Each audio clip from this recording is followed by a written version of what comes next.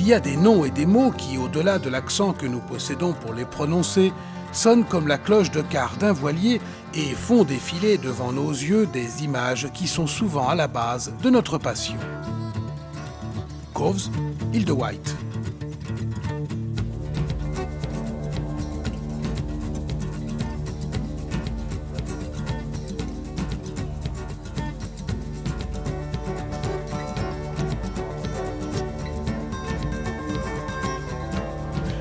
Nous voici basculant dans le Solent, au milieu de centaines de voiliers, au centre d'une image filmée par Keith Becken dans les années 50, pendant un tour de l'île de Wight.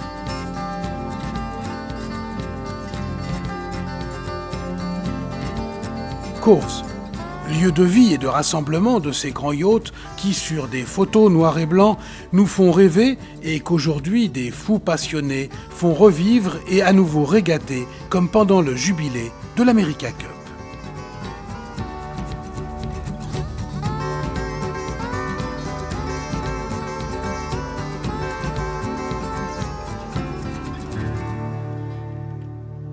Coves, la Mecque internationale de la voile, nichée à l'embouchure de la River Medina, se trouve au nord de l'île de Wight, île séparée de l'Angleterre par un bras de mer appelé le Solent, dont la largeur moyenne n'excède pas 2000. Plus au nord s'étend sur environ 5000 la Southampton Water, dans laquelle se jettent quelques rivières dont certaines, comme la Humble River, sont également de très grands sites du yachting. Depuis le large, Coves est accessible en contournant par l'ouest l'île de Wight par le fameux passage des Needles, puis en remontant au nord-nord-est.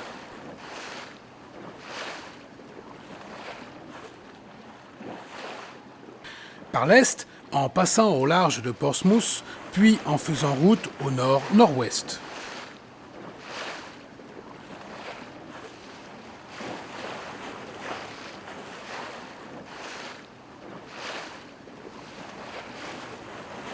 Afin d'éviter la zone de mouillage présente dans la baie avant le brise-lames, ainsi que le banc découvrant Schreip, nous nous présentons à l'ouest de la bouée cardinale Prince Consort, entre les bouées numéro 1 et 2 du Chenal, près de la rive ouest.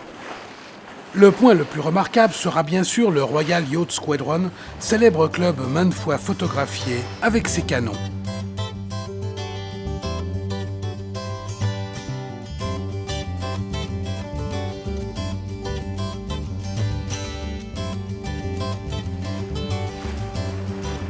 Faisant cap aux environs du 160, nous passons le long de la rive ouest, où s'alignent les uns derrière les autres les bâtiments des nombreux yacht clubs de Coves, avec leur quai d'honneur. Nous suivons actuellement la route principale d'approche et il est impératif de prendre garde aux nombreux ferries et transports de passagers qui entrent et sortent du port. Après avoir passé le brise-lames et passé les bouées 4 et 5, nous arrivons rapidement à la hauteur de l'entrée du Coves Yacht Haven, proche de la bouée du Chenal, numéro 6. Si trouver un emplacement visiteur hors saison est sans problème, en revanche, en pleine saison, il est quasiment inutile d'espérer y séjourner. La capitainerie vous place alors dans River Medina, soit à Eats Coves Marina, soit encore plus loin. Pas de problème cependant pour visiter la ville, car le service de rade ou les water taxis vous permettront de passer d'un site à l'autre. Coves Yacht Haven est situé au cœur de cette ville entièrement dédiée à la voile et au yachting. En vous promenant dans les rues piétonnes qui jouxtent le port, vous succombez instantanément au charme de cette ville où pas un nom, pas une boutique, pas un pub ne fait référence à autre chose qu'à la voile. Une balade dans Coves ne sera bien sûr pas complète sans une visite chez Becken où nous pouvons admirer les merveilleux portraits des grands yachts et peut-être apercevoir Keith ou Kenneth accueillant toujours le visiteur avec cette gentillesse very British.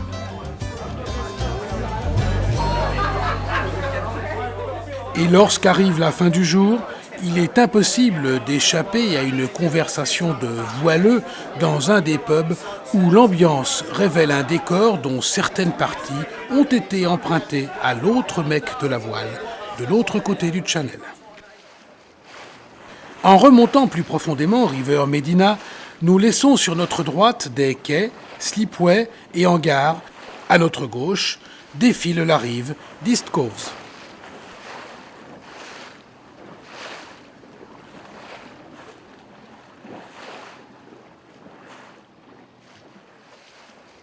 Nous traversons le trajet du bac à chêne qui relie les deux rives, signalées sur les cartes anglaises comme Floating Bridge ou Chain Ferry.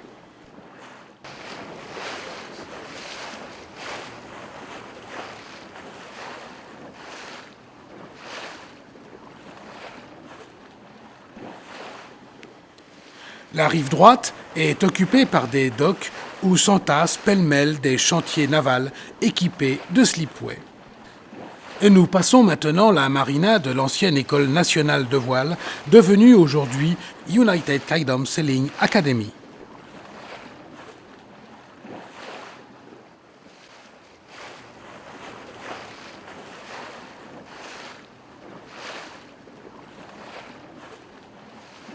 À gauche, nous longeons maintenant East Coves Marina, qui est reliée à West Coves grâce aux water taxis.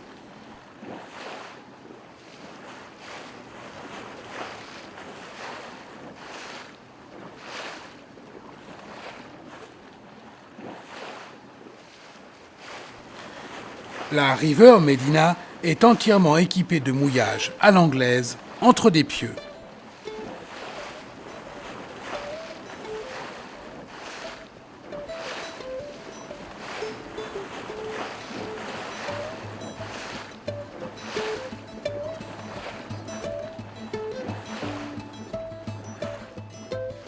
Nous passons ensuite devant l'auberge Folly Inn, également entourée de pontons et de mouillage.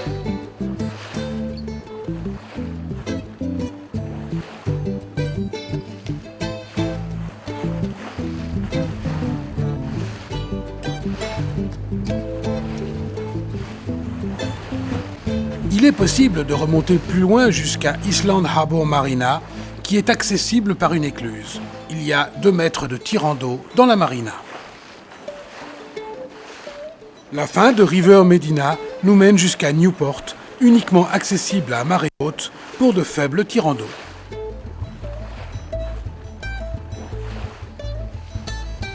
Naviguer dans les eaux du Solent nécessite de parfaitement étudier marées, cartes et courants. Les hauts fonds et bancs de sable sont nombreux. Naviguer dans ces eaux mythiques du yachting est exaltant et faire escale à Coves restera toujours un must.